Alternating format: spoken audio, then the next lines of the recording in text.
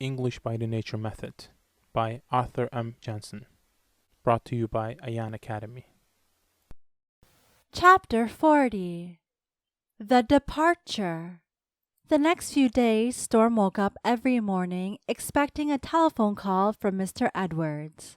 And at last, when Storm had almost given up hope, Mr. Edwards called him on the telephone. "Hello, this is Edwards speaking. Is Mr. Storm there?" "Just a minute, Mr. Edwards, and I will call him to the telephone," replied Brown, who had answered the telephone. Storm came to the telephone and was told some very good news. His manager had thought it was a good idea and was very pleased that one of his young men should have the chance of studying English business methods. It would be very useful for the firm to have a man whose knowledge of English was good, and who also had some knowledge of the English method of doing business.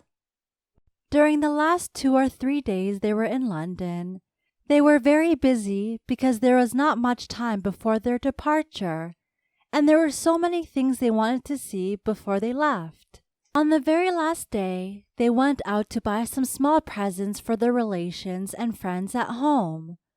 Wood had promised his sister to bring something nice home for her. He had not forgotten his promise, but as he was not used to buying presents for young ladies, the other 3 went along with him to help him. They knew Selfridge's, where they had bought sticks, handkerchiefs, and cigarettes, so they went there again. In the part of the shop where women's things are sold, they looked at all sorts of articles but could not decide what to buy. At last they asked one of the young ladies to help them. She first asked what sort of things the young lady would be interested in. "Oh, something to wear, I should think," said Wood. "What size clothes does she take?" Wood had no idea of the size of his sister's clothes. "Well, perhaps you can tell me whether the young lady is big or small then," said the saleswoman. "She is neither big nor small. She is just like most other girls." That did not help very much to give the saleswoman an idea of Mrs. Wood's size, so she said, "I don't think that you should buy clothes for her if you don't know the size. She wouldn't be pleased if you bought something which was either too small or too big for her, because then she would not be able to wear it. But we have many other things, handbags, for example. We have some very fine leather bags here. What sort of leather is this?" Wood asked when he was shown the bags. "It is goatskin," the saleswoman answered. "The bags cost only 40 shillings apiece." "That is quite cheap," Wood said to the others. "At home, we shouldn't be able to get bags of goatskin as cheap as that. Goatskin is a very fine sort of leather and is usually very expensive. I once bought a bag for an aunt or some other relation at home, and that was much more expensive. Bags of this sort would cost at least 60 shillings apiece. I think I will take one of them." The hour of their departure from England had arrived. The other 3 were sorry to take leave of Storm, for they had had such a lovely time together. Wood said that he was jealous of his friend. "I wish I was the one staying over here for another 6 months," he said. "You seem to be getting all the fun.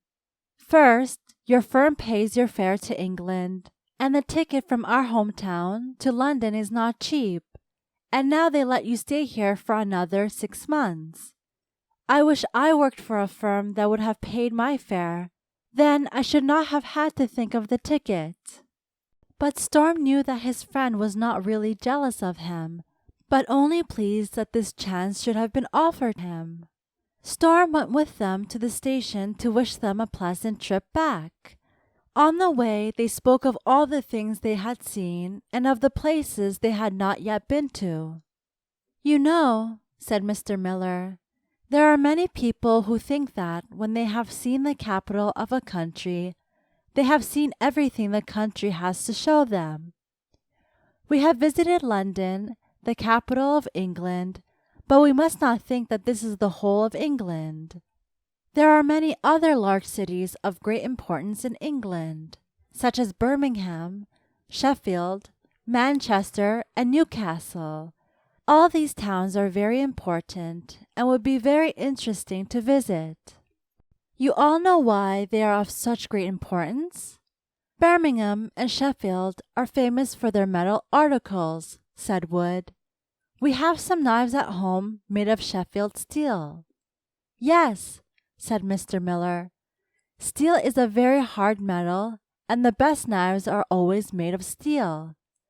The best trains, machines, bicycles, steamers, etc., are made of steel.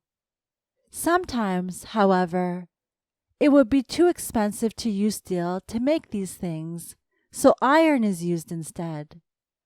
Steel is really iron, but iron that has been made very hard. That is the reason why steel is more expensive. In nearly all English houses there are fireplaces. In winter it is very comfortable to sit in front of the fire. The English nearly always use coal for their fires. Usually they have had more than enough coal for their own houses, trains, steamers, etc., so that they have been able to export coal to other countries. Newcastle is a very important coal town, from which much coal has been exported to foreign countries. Newcastle, however, is also a very important town for the building of ships. Manchester, as you will all remember, is famous for its cotton articles, and many things made of cotton are exported to the whole world.